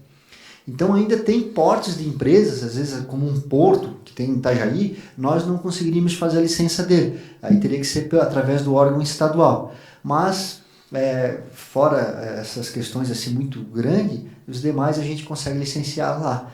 Então, às vezes, a pessoa que é uma pessoa mais simples, mais humilde, ela não tem condições de contratar um profissional, ela pode se dirigir até a FAMAP e nos perguntar se a atividade que ela pretende exercer, às vezes uma lavanderia, né, uma atividade que vai ser realizada dentro da própria casa dela, se ela vai precisar de alguma licença. E muitas vezes, o doutor falou que, né, que também exerce, não, mas que é corretor de imóveis, né? Então, eu quero abrir uma imobiliária no município. Não é atividade licenciável, não precisa de licença. Mas lá no setor de tributos é necessário que você apresente algum documento do órgão ambiental dizendo se ou que seja a licença ou que não seja, para que possa ser emitido o alvará de funcionamento. Então a pessoa às vezes vai lá e ela não tem muito conhecimento de como funciona isso, né? Então ela vai lá e nos pergunta, olha, eu quero abrir uma imobiliária, precisa de licença? Não, o senhor não precisa de licença, a gente vai emitir para o senhor uma dispensa de licença ambiental. Daí a gente emite uma certidão, né, doutor, para que ele possa levar até o setor de tributos do município e buscar lá o seu alvará de funcionamento. Mas, doutor, eu teria muita coisa para falar com relação ao órgão ambiental, assim, sou bem entusiasmado assim, com o órgão, eu gosto muito de trabalhar lá, gosto muito de atender as pessoas, eu penso que a gente, como servidor público, a gente está para servir, então, diariamente eu tento servir com eficiência, com qualidade, né? Às vezes a gente não tem braço para fazer isso como gostaria, mas é o que eu tento fazer no sentido de passar para a população que ela realmente merece. Né? Mas são várias situações que ocorrem dentro do órgão, eu teria muito para falar para o doutor, então eu resumo nessas colocações. Mas perfeito, tá aqui registrado meu abraço lá para a Dani, tá? Esse trabalho que a Dani faz, esse trabalho que tu faz também nas palestras, ensinando, eles são imprescindíveis, porque a conscientização, ela, quanto mais na tenridade acontecer, maior o impacto quanto na vida adulta, né? Muita coisa do que a gente faz é fruto do nosso inconsciente, né? Do que a gente viu lá no passado, do que a gente passou a acreditar frente a um discurso realmente com fundamento, realmente um discurso que tenha sentido e que tenho certeza aí tanto a Dani quanto o Dr. Ricardo e as demais pessoas que fazem parte ali da situação da instituição estão passando aí para essa criançada aí. Nossa parabenização aí a vocês, tá, Dr. Ricardo? Um trabalho fantástico, tá? E que nós temos felicidade em dizer que é um projeto futuro também aqui para o escritório. Temos uma sala aqui de reunião que a gente está fazendo, que o objetivo, daqui a alguns anos, entre alguns deles, né, está alguns cursos gratuitos para a criançada a respeito do direito. Poxa, legal. Parabéns, E daí, sem custo nenhum. Aí, ou eu mesmo, ou alguém do escritório se disponibiliza, daí todo mundo vai ter um computadorzinho ali para mexer, né? Para falar um pouquinho, né, a respeito do direito. Questões básicas. Por que não a respeito do direito ambiental? Né? Certamente, ficaríamos muito felizes se nós pudéssemos ser convidados para ministrar alguma coisa para essas crianças. Cara, e assim, tem um efeito positivo para o advogado também. Seria hipócrita se não dissesse. Porque quando tu disponibiliza esse tempo para a criançada lembra de ti, cara. É uma forma social que traz efeito positivo de cliente no futuro também. Cara. Não é? Porra, tu consegue duas coisas. Informar, fazer teu papel social e depois vai ter um efeito colateral que as pessoas lembrarem de ti para te contratar também. Então, perfeito. Tem um rebote ali muito bacana também que se a gente não dissesse isso, estaria mentindo. É também por cliente. Com certeza. E o doutor, e qual que é a maior demanda que se verifica hoje no Poder Judiciário? Qual a principal demanda que tu percebe e acontece no teu dia a dia lá, doutor Ricardo? A principal ação, né? Sim, sem dúvida, doutor. São as intervenções em área de preservação permanente, né? Que são aquelas que eu mais ou menos estava comentando com o doutor, que a gente possibilitou agora o município fazer a redução. Então, hoje, se o município não fizer o diagnóstico dele, não fizer o estudo e fizer a legislação, o recuo mínimo é 30 metros.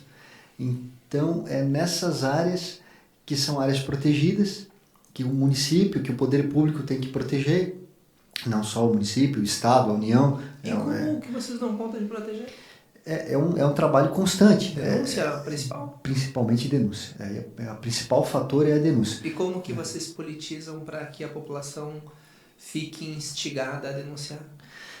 Então, doutor, assim, eu até confesso para o doutor que lá em 2017, 2018, até talvez um pouco antes, pelo que eu observei dentro do próprio órgão ambiental, conversando com o pessoal que trabalha lá também, o que ocorre? Lá atrás era normal que as pessoas tentassem acobertar, né? E agora o sentimento é um pouco diferente, eu acho que por conta dessa questão da educação ambiental. Então as pessoas mesmo passaram a denunciar, muita denúncia, a gente recebe muita denúncia. Às vezes as pessoas fazem a denúncia para nós, fazem a denúncia para a Polícia Militar Ambiental e fazem a denúncia no INMA. E acaba que daí o órgão do Estado e a Polícia Militar entra em contato conosco e perguntam, né? Vocês já foram lá e tal? Não, a gente está indo, cara, que tem muito aqui na frente. Né? Que a gente está na ponta, a gente conhece mais o município, mas a principal hoje questão que tem é a intervenção em APP, sem dúvida. E no judiciário também, doutor. No judiciário, as demandas judiciais hoje são para demolição de edificação construída em APP. Às vezes a APP de declividade também tem algumas, mas a mais existente hoje é a APP de curso d'água. Então existem inúmeras ações lá dentro de Porto Belo com relação a edificações que foram erguidas algum tempo atrás, algumas mais recentes, de ações judiciais movidas pelo Ministério Público Estadual, pelo Ministério Público Federal ou até por nós mesmos, né? Que às vezes a gente também vê a necessidade de mover a ação judicial porque a pessoa está agindo de uma maneira que é totalmente fora do contexto do município, né? E a gente precisa ter uma urbanização, né, doutor? A gente precisa pensar em readequação, na questão da colocação de uma edificação muito próxima ao curso d'água, de uma área que é sensível. Às vezes as próprias pessoas vão ficar em risco, né? Então sim, a gente tem que pensar nesse contexto inteiro. E aí nos obriga, em muitos casos, a ter que fazer ações judiciais também para pedir a demolição dessas edificações. E vai ser necessário em algum momento, né? Vai ser necessário. E se não tem uma legislação que cuide e alguém que realmente vá lá e dê esse pontapé, cria-se uma anarquia, tá? Cria-se uma anarquia. Porque tem uns malucos que, cara, acho que o dinheiro compram tudo, e tem uma ideia de que o que está na cabeça é o certo e Sim. Por isso tem que ter uma legislação. Tem que ter uma legislação. E pessoas aí que nem tu, né, que realmente vão lá e dão uma cara a tapa, é uma força de expressão exagerada, mas que não tem o medo de exercer o seu papel. Faz parte, né, doutor? Faz parte a gente dizer não. Tem que dizer não. Sim. Esse é o grande desafio para o empresário, tá? Dizer não. É verdade. Tem que dizer não às vezes. Cara, e vamos lá. Então, seguindo aqui nessa linha, bora pegar e sugar o teu conhecimento. aproveitar o doutor Ricardo. E doutor Ricardo, então vamos lá. A pessoa, então, na cabeça dela tá tudo certo, tá? Mas fez tudo errado. Como que ela fazer a defesa daí, frente à situação aí de uma multa, frente à situação de um processo administrativo? Vai precisar de advogado, não vai? Eu parto do pressuposto que precisa, né? Mas pode ser hipossuficiente. O que vai acontecer ali depois de iniciado um processo judicial administrativo? Como que ela pode se valer para se defender? Sim. Ótima pergunta, doutor. Porque a maioria das pessoas não tem conhecimento de como funciona. Né? Até as pessoas que têm um patamar financeiro um pouco mais elevado, às vezes deixam transcorrer os prazos de defesa, às vezes não procuram um profissional para fazer a assessoria necessária, né? E acaba tendo um problema futuro lá na frente. O que ocorre? Quando gera um auto de infração, vamos falar da intervenção em APP. Então ele gerou um auto de infração por conta da intervenção em APP, na esfera administrativa. Então a pessoa vai ser notificada, né? Nós na esfera administrativa lá nós não falamos citada como no judiciário, a gente fala notificada, de acordo com a nossa legislação. E ela vai ter 20 dias para ofertar a defesa. Nessa defesa, doutor, tem N possibilidades que ela pode estar contemplando e que às vezes ela não tem esse conhecimento. Ela pode, por exemplo, fazer um TAC administrativo, que não vai encerrar as obrigações na esfera judicial. Mas o TAC administrativo vai possibilitar que ela reduza até 60% do valor da multa. O que é um TAC? Um termo de ajustamento de conduta. Ou seja, ela fazendo esse TAC administrativo, ela possibilitando uma redução de 60% do abatimento da multa, os outros 40% ela pode aderir a um projeto do órgão ambiental. Às vezes o órgão ambiental tem um projeto lá voltado para a educação ambiental e vai gastar tanto com aquele projeto. Então a pessoa vai adquirir uma cota daquele projeto ou vai comprar o projeto inteiro com os 40% que ela tem para pagar. Então veja que é um benefício fantástico. Às vezes ela não precisa desembolsar o dinheiro imediatamente, ela pode parcelar inclusive a compra de determinado produto que se precisa para aquele determinado projeto. Então isso também tem a possibilidade, doutor, quando a gente fala da intervenção em APP, de recuperar a área. Quando a gente recupera integralmente a área, nesse caso específico, a gente consegue uma redução na multa de 90%. Caraca. Com incentivo à recuperação, né, doutor? Uhum. Então, uma multa por intervenção EPP, no mínimo, ela é 10 mil, mínimo. A depender da empresa, às vezes até ter um porte maior, isso vai aumentar bastante. Mas, aderindo a um termo de compromisso, né, não seria um TAC, termo de compromisso, ela conseguiria 90% de abatimento no valor financeiro da multa mediante a recuperação da área. E é claro, doutor, isso é a esfera administrativa, mas automaticamente tem a esfera judicial também, porque a intervenção em APP também ela é considerada crime lá pela 9.000, né, pela lei dos crimes ambientais. Então é encaminhado, nós temos a obrigação por conta do Código Estadual de encaminhar todas as demandas administrativas para o Ministério Público. Então o Ministério Público vai verificar a conduta criminal daquela pessoa e também pode abrir algum tipo de procedimento onde é indispensável a presença do advogado, que pode se verificar a possibilidade da transação penal. Né? Mas daí é uma citação no direito penal mesmo? No direito penal dele. Crime ambiental. No crime ambiental, dentro do fórum, dentro da esfera criminal mesmo. Né? Então nasce essas duas situações. E daí não tem ação civil, por exemplo, de cobrança, se fazer o TAC ali? Se resolver a questão do civil, dificilmente o Ministério Público vai mover uma ação civil pública, que daí está recuperando a área. Ação civil pública, a possibilidade. Agora, a depender da situação, do tamanho da degradação, aí o Ministério Público pode mover a ação civil pública ainda contra o particular. O que seria a ação civil pública? Me perdoa a ignorância. Ação civil pública é quando você tem um bem coletivo ali que está sendo degradado, né, que está sendo teoricamente utilizado indevidamente, aí o Ministério Público, pela lei da ação civil pública, e nós também temos a possibilidade, como autarquia, o município também, de mover uma ação civil pública contra o particular para ele corrigir o dano, para ele reparar o dano financeiramente, né? Então... Não, mas ele fez o TAC, não teria sentido, né? Ação civil pública, né? Então, geralmente daí não vai adiante, doutor. Só a questão criminal que não tem escapatória, né? Daí vai também. Mas o que ocorre, doutor? É interessante, na esfera administrativa não precisa se ter um advogado. Mas eu confesso, doutor, que não vejo possibilidade de uma pessoa ter condições de fazer uma defesa numa área tão especializada como a parte do direito ambiental, sem que ela tenha um profissional por trás dela. Então, eu recomendo às pessoas que contratem um advogado, contratem um profissional da área, para que se possa fazer uma defesa mais coerente, para que o próprio técnico do órgão ambiental verifique, será que eu não cometi nenhuma irregularidade? Será que eu não tenho que reaver meu auto de infração?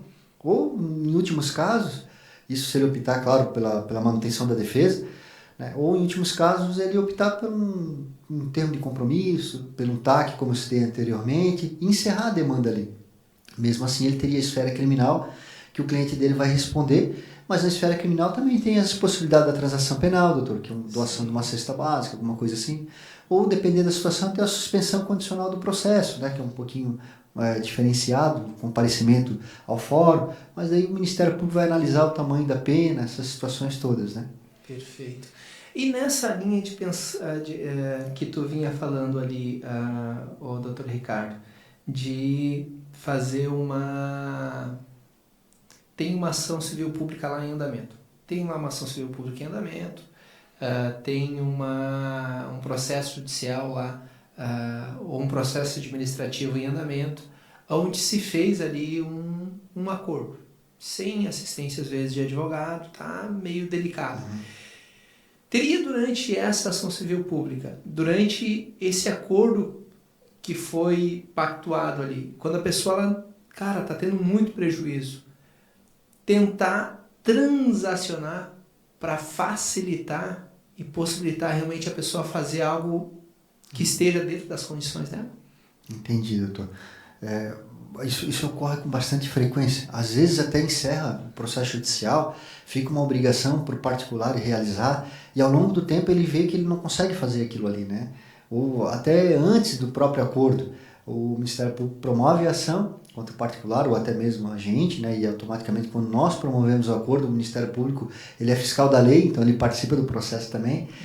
E se discute a possibilidade de se fazer uma recuperação, às vezes, ou a demolição de uma edificação. Vou citar aí o exemplo de uma edificação, doutor, que está lá construída há 20 anos. Né? Todo o impacto que ela gerou já foi realizado há 20 anos. Então, agora nós estamos pedindo para que se retire aquela edificação de lá e automaticamente isso vai gerar um novo impacto, né? Vai gerar uma nova degradação. Então, essa é uma indagação que eu faço e, claro, tem que ser analisado casos individuais, né, doutor? Mas será que não é possível a gente compor algum tipo de situação que possibilite a pessoa compensar em outro local, do ponto de vista financeiro e talvez até ambiental, para que a população tenha um ganho mais adequado? Né? E, claro, a gente tem que pensar dentro de uma razoabilidade, dentro das condições financeiras daquela pessoa. Né? Nós temos algumas situações lá, doutor, de casas de um nível elevadíssimo, né, que, sob o ponto de vista do Ministério Público Federal, foram construídas numa declividade que é considerada PP. Ainda no decorrer do processo, verificou-se que não era PP, era um promontório. O promontório é uma rocha que adentra o mar. Né? Sim. E o promontório ele é edificável, mas mesmo assim o juiz, talvez... com falta de dados técnicos, como eu disse para o doutor, sentenciou. Pode acontecer. Sentenciou e mandou demolir, doutor. Então, estão algumas edificações passíveis de demolição. Sob o meu ponto de vista, não faz sentido. Essas edificações já estão lá há mais de 20 anos. São edificações do valor elevado. Por que não conversar com essas pessoas para que eles paguem a despoluição do Rio Perequê, por exemplo? Ou pelo menos para que paguem um projeto para a gente pensar nisso. Por que não pensar, por exemplo, na obrigação dessas pessoas aplicarem um sistema de tratamento de esgoto no bairro Santa Luzia, que é um bairro que ninguém tem um sistema de esgoto adequado por conta do nível do rio e tal. Né? E há necessidade de fazer uma estação de tratamento público. Veja que o objetivo de alcançar o bem comum, né, o bem do coletivo é muito maior. Mas chega a arrepiar ouvir, né, cara? Claro. Quanto dá para se fazer, doutor Ricardo? Isso. Então, doutor, eu consegui alguns acordos a gente conseguiu. Também tem o Dr. Marcos, que é da Procuradoria do Município, que está sempre pensando junto comigo nessas questões de acordo. Às vezes a gente até viaja um pouco, sabe, doutor? Mas no sentido de pensar o que é melhor para o coletivo. Às vezes a demolição daquela edificação, que é de uma pessoa de um nível maior, não vai surtir efeito nenhum para a população. Mas fazer com que ela compense, dando um sistema de tratamento de esgoto lá para o bairro, vai gerar um benefício gigante, porque a praia não vai estar mais tão poluída como é agora. Né? Então, isso tudo é uma questão de coerência, de ser plausível nas decisões, né, doutor? Enfim, eu acredito muito no judiciário, eu acredito muito nas pessoas, e eu penso que nós cada vez mais vamos caminhar para questões mais coerentes. Né? Penso que isso vai ser uma realidade cada vez mais. Bacana. Até porque a gente está evoluindo, né? Eu partilho da ideia de que a gente está cada vez mais evoluindo. Não é só a gente olhar para as situações que nosso avô passou, nosso pai passou e nós estamos passando, né? Verdade. Então, leigo engano daquele que diz que está tudo piorando. Pelo contrário, eu parto do pressuposto de que está melhorando. Está melhorando. Doutor, bonito ouvir as tuas palavras, tá? A gente fica alegre demais a situação, fica inspirado, tá? Com o teu discurso. Doutor, se tu me permite uma pergunta aqui, a gente aí indo para a finalização aí desse segundo bloco aí de bate-papo, né? No seguinte sentido. Doutor, o que levando em consideração tudo que a gente disse, né, levando em consideração a situação aí da tua experiência em mais de meia década nesse setor, o que tu pensa hoje a respeito do tema ambiental, levando em consideração o futuro nos próximos anos? Que está tudo acontecendo mais rápido, né? Tipo, o que demorava antes 50 anos para acontecer, hoje acontece em 20, que demorava 20 anos para acontecer, hoje está acontecendo em 2, 3 anos. Então, qual a tua perspectiva, doutor, levando em consideração os próximos anos aí que estão por vir? Perfeito. Doutora, a questão é a seguinte, eu não acredito que nenhuma pessoa hoje ela queira prejudicar o meio ambiente. Não acredito nisso. Hoje, às vezes as pessoas, quando elas vão fazer determinada situação, elas podem pensar assim, não, essa minha intervenção, por exemplo, em APP, eu preciso disso, eu não tenho outra saída para mim e ela não vai prejudicar o meio ambiente, estou numa área mais consolidada. Então, às vezes eu vejo que as pessoas pensam muito assim e elas nos trazem isso. Então, cada vez mais eu penso que ninguém quer degradar, quer acabar com o meio ambiente. Isso é um discurso ultrapassado já, doutor. E nós, no Brasil, a gente pode verificar que o Brasil é signatário de muitos tratados, de muitas resoluções que são favoráveis à preservação ambiental, preocupados com a questão climática, inclusive. Então, nós precisamos pensar que há necessidade de se proteger, mas há necessidade também de que se pague a conta toda essa proteção. Então, nós não podemos deixar de lado também o pensamento no desenvolvimento do país. E, automaticamente, quando nós pensamos no desenvolvimento, nós temos que pensar no empresariado. Né? Até nos bastidores, eu, por coincidência, conversava com o doutor e nós dissemos, olha, alguém tem que pagar a conta. Né? Então, dentro do município, quando o doutor diz assim, olha, eu preciso deixar uma área totalmente protegida, alguém vai ter que pagar a conta dessa área totalmente protegida. Né? Então, nós temos que pensar, se alguém vai pagar essa conta, a gente tem que estar fomentando essas pessoas que vão pagar a conta, a gente tem que estar auxiliando elas. Né? Nós não podemos ter um lado contra o outro, ser inimigo um do outro, o lado da preservação ambiental contra o lado do desenvolvimento econômico. Né? Nós temos que estar cada vez mais unidos. E eu penso, sendo muito otimista, que o Brasil está caminhando cada vez mais para isso. Né? Basta olharmos a legislação, olharmos os municípios e as próprias pessoas, que cada vez vêm mais despertando a necessidade de pensar no meio ambiente, em razão do que o filho traz, que aprendeu na escola, né? Sim, e assim por diante. Essa criançada também está vindo da escola com outro olhar, né? Sim. Com outro olhar. E cabe a nós, doutor, principalmente quando a gente está no serviço público, em olhar para o empresariado, né? Em pensar o que eu posso fazer para contribuir para que ele tenha conhecimento do que ele pode executar, do que ele pode fazer sem ele prejudicar o meio ambiente, ou automaticamente qualquer intervenção dele vai ter uma consequência ambiental, mas o que eu posso fazer para minimizar essa consequência ambiental? Então, acho que esse é o papel fundamental hoje do gestor público, principalmente, né? Sim. Então, nós não podemos virar e jamais dividirmos as coisas. Nós temos que andarmos juntos. Acho que o Brasil está num caminho cada vez melhor com relação a isso daí e sou muito otimista, doutor. Perfeito. Bom, bacana. Massa. E eu partilho do teu pensamento. Bom. Mas vamos lá, encerrando aqui a situação desse terceiro bloco. Vem comigo aqui, minha amiga, meu amigo. Olha só. Então, primeiro bloco aqui, batemos um papo a respeito um pouquinho aqui da história do Dr. Ricardo. Batemos um papo agora a respeito de uma maneira técnica, né? A respeito do tema direito ambiental. Muita informação bacana, tá? Se tá aqui vendo um corte, seja qual for a rede social, conversamos hoje, compartilhamos muito conhecimento bacana, conhecimento de valor a respeito de direito ambiental. Olha só, escuta só isso aqui. Imagina essas 3 situações. Como você fazer uma defesa administrativa? O que você vai fazer para fazer uma defesa administrativa em caso de receber uma multa em decorrência de um suposto crime que tu praticou? Então, tá passando por uma situação de ser processado, tem que ir lá fazer defesa? Olha aqui a gravação do podcast, informação de ouro aqui te orientando. Outra situação, como fazer para descobrir se aquela área que tu tem lá no sítio, tem nascente lá, se tu pode usar ou não. Tá aqui a resposta.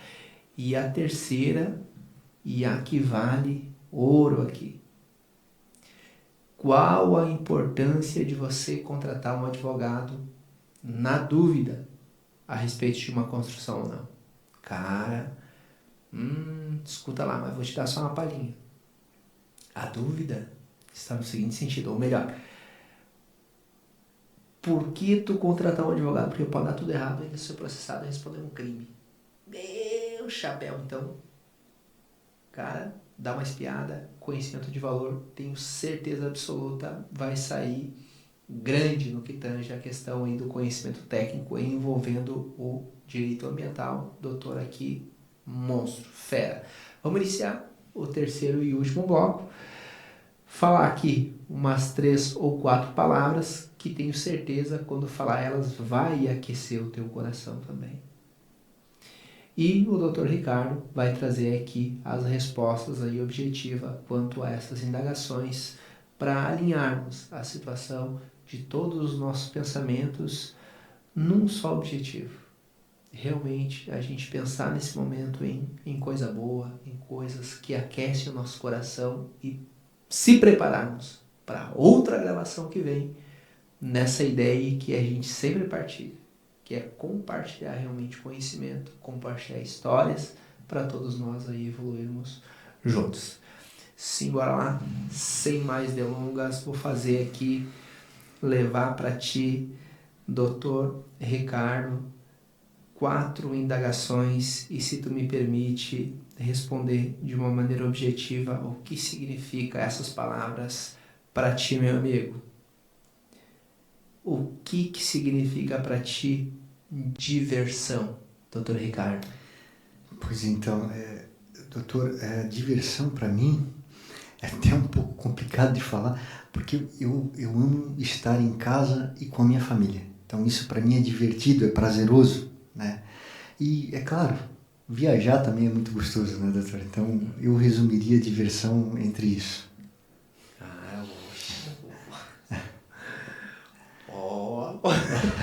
Mas é verdade, doutor. Foi bravo, cara. Tu foi bravo, hein? Pô, parabéns, tá? Acho que a definição de diversão estar com a família foi a mais bonita que eu vi até hoje. Doutor. Mas é de coração. Porque é muito... Ah, não chegou a marejar os olhos. Porque assim, muito a gente leva a diversão pro viajar. Muito a gente leva a diversão para ir no Beto Carreiro. Muito a gente leva a diversão para estar num outro país. E a diversão é estar com quem a gente ama. Não interessa o lugar. Interessa a pessoa. Né? Ponto. E às vezes, doutor, a gente está sentado no sofá e o nosso filho chega e ele descobriu uma coisa nova e aquela felicidade dele nos coloca em êxtase, né? Então, acontece direto com ela. acontece muito. E aí, às vezes, eu paro para pensar e digo, nossa, isso, eu não tenho preço para isso. Né? Isso é o diferenciado, essa é a minha diversão maior. Caramba. E trabalho, doutor? Assim, com relação ao trabalho, doutor, eu penso que todo o planeta, todo o universo, ele se move. O Sol, ele trabalha, a Lua, ele trabalha, as plantas, os animais, e automaticamente nós, como seres mais desenvolvidos, também temos que trabalhar. Né? Então, o trabalho, ele nos exalta, ele nos traz mais humano, nos deixa mais humano e nos traz cada vez mais conhecimento. Então, o trabalho é essencial na vida de um homem. Perfeito. E família, doutor? A família, doutor, eu colocaria ela no pedestal, eu colocaria entre todas as palavras, eu colocaria ela próxima a Deus, porque família realmente é tudo. Para mim, família é a minha segurança, é tudo. Perfeito. E saúde, doutor? Como dizia minha avó, doutor, saúde é poder comer de tudo. Né? E automaticamente, quando você faz um exercício físico, por pouco que seja, mas você faz alguma coisa no sentido de tentar melhorar o seu corpo, você pode comer um pouco a mais, você pode, né, pensar nessas questões assim. Então, eu acho que saúde é você poder comer bem e fazer atividade física, principalmente para o advogado, né, doutor? Porque o advogado trabalha muito com a cabeça o dia inteiro na frente de uma tela do computador, né? Às vezes, é claro que tem as atividades também outras, né? Mas no fim do dia, você dá uma caminhada, você dá uma corrida para suar um pouquinho, tenho certeza que no outro dia a tua mente vai estar melhor para trabalhar. Então, eu resumiria a saúde em atividade física e comer bem. Perfeito. E Deus, doutor Ricardo? Deus, acredita em Deus? eu acredito em Deus, sou católico. Deus, doutor Moraes, é o arquiteto de tudo. É o arquiteto do universo, é o nosso Criador. E quando a gente quer estar um pouco mais perto do poder, a gente tem que ter fé em Deus. Né? E o poder não é ter dinheiro ou estar em cima das pessoas. O poder é você estar bem consigo mesmo. Né? Dentro de uma concepção geral, é você se sentir bem no seu dia a dia.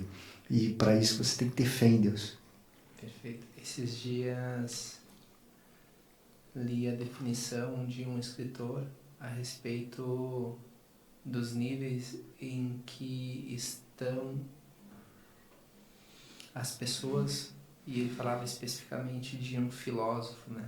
Ele dizia, a profissão filósofo, né? Dizia assim, o filósofo, ele tem 3 níveis. Aquele que inicia, que acredita em Deus. Ele acredita em Deus fielmente. Aquele que alcança a excelência e que ele passa a não acreditar.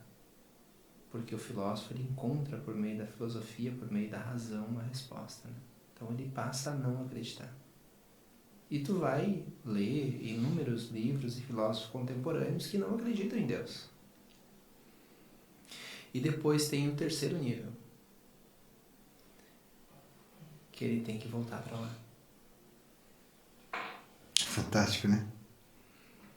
Não existe nada e não tem resposta para desacreditar que existe um arquiteto.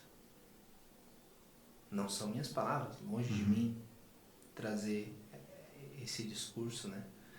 Mas é um discurso bem forte, que me reserva o direito de dizer até quem é o escritor.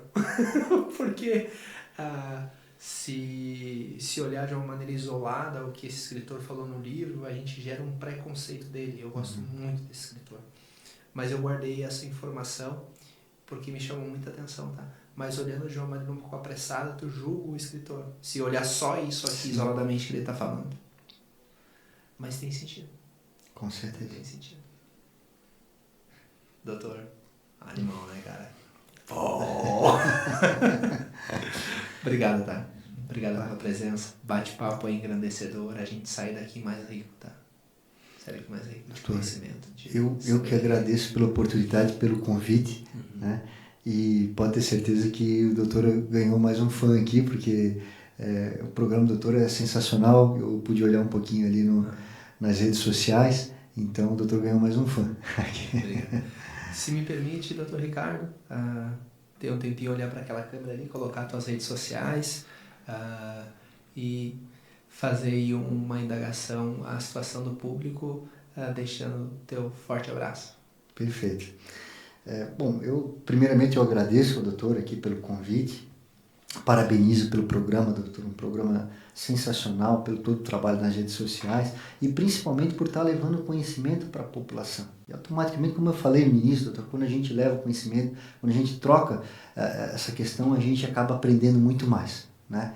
E para a população, para quem nos ouve, eu me coloco sempre à disposição. Para mim é um prazer eu poder contribuir, eu poder orientar uma pessoa ou um outro colega advogado. Então, o que eu deixo de recado é isso, doutor, é sempre estar à disposição, principalmente como servidor público, ou mesmo que eu não esteja como servidor público, como um ser humano.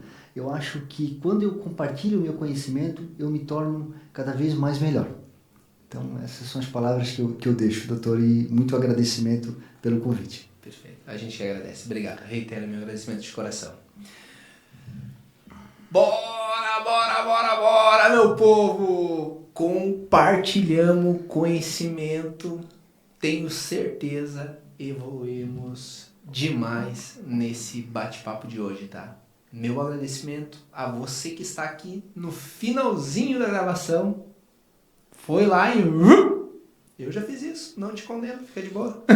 Já fui lá no final. Cara, se tu tá aqui, primeira vez que tá vendo aí a gravação do podcast Aqui Frente com Moraes, galera, dia a dia estamos aqui falando a respeito do direito. Hoje conversamos a respeito de direito ambiental com o Dr. Ricardo. Batemos um papo muito bacana.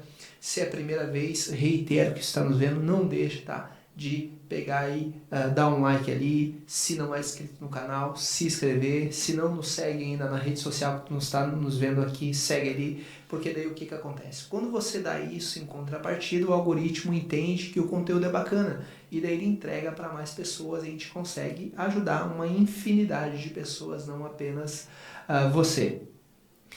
Estamos aqui gravando num sábado de manhã, então a família ficou lá em casa, permitindo que a gente estivesse aqui.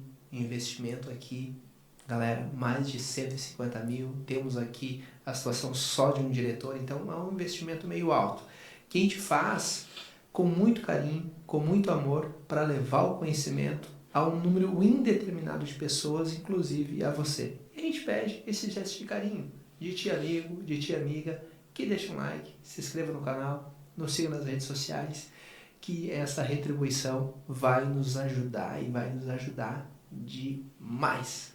Forte abraço, até a próxima gravação. Obrigado. Deus nos abençoe hoje e sempre.